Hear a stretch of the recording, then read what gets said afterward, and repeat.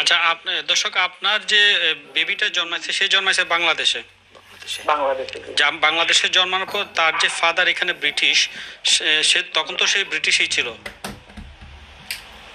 Father কি তখন British ছিল? তো আপনার ওই বাচ্চার যে ফাদার তো এখানে ব্রিটিশ সিটিজেন ছিলেন বলে আপনার সে জন্মানোর আগে।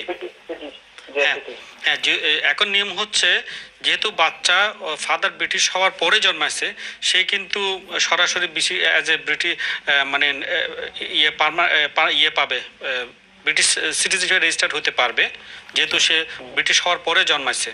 সেটা কি এখানে জন্ম হওয়ার বিষয় আছে নাকি? এখন বাচ্চা তো জন্মাছে বাংলাদেশে। বাংলাদেশে না, বাংলাদেশে জন্মালে তাকে আগে এন্ট্রি রেজিস্টার্ড হতে হবে ব্রিটিশ সিটিজেন হওয়ার জন্য, তারপর অ্যাপ্লিকেশন করে। কিন্তু দর্শকে যে প্রশ্নটা আমরা বুঝতে পারছি, তাদের একটা ক্রাইসিস চলতেছে যে ফাদার কোনো ব্যাপারে হেল্প করছে না।